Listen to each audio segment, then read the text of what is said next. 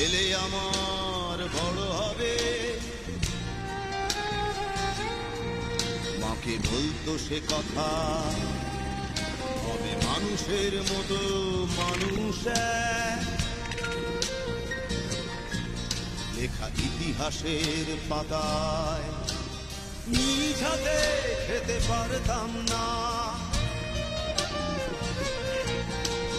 বাবা বলতো, ও খোকা, যখন আমি থাকবো না,